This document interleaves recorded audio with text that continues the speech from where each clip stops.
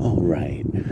So now, one of the things in the post-truth era, two things that I've seen these run parallel with one another.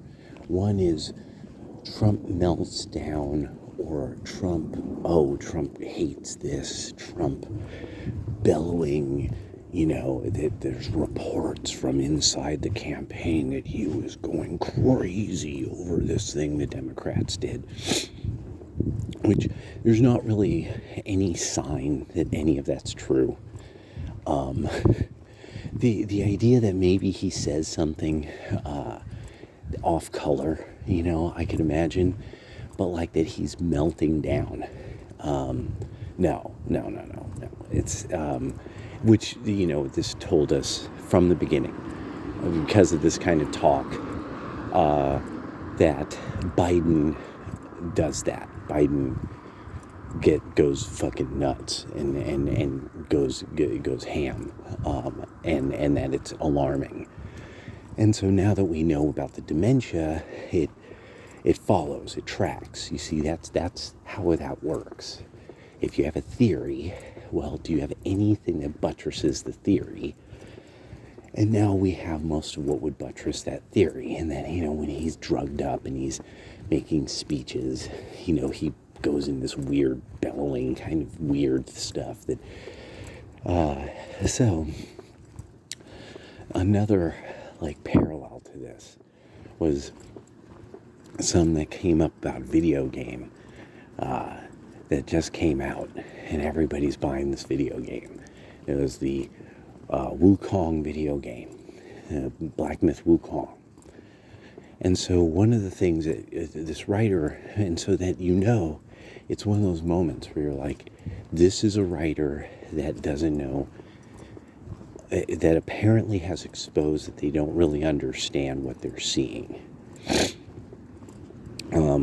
It was Black Myth Wukong doesn't have diversity. So one, they obviously understood to some degree it was a reference to Journey to the West, but they really don't get these characters that they're seeing in it are Hindu / Himalayan / Chinese fusion characters of Buddhist, Taoist, and Confucian lore, all blended together, down to the very art styles that would be of this exceedingly old period of time. Weapon types that, these are weapons of legend, legendary kind of things that people wielded. This is pure culture. This game is pure, unadulterated culture. So it really shows. It really speaks volumes. That then you get this journalist, you get this typist, who's like, there's no, and then it's like, what do you mean? What type of diversity? And just the very idea, the 4 Dharma guardians, to know what these references are. The Monkey King, Hanuman, but it's the Monkey King. When it opens with the Monkey King fighting the 4 Dharma guardians, the 4 generals, and then if I remember, it's that the biggest guy is supposed to be Veda or Wei Tuo. Just when you've learned about this stuff and you've learned how this goes from culture to culture to culture, and these are 1,000, 2, 3, 4, 5,000 year old characters that still to this day have TV shows made about them. The monkey character has, when in my lifetime, I've seen a TV show with that character in it, in live action. So it just speaks volumes about what the left end of the culture is becoming.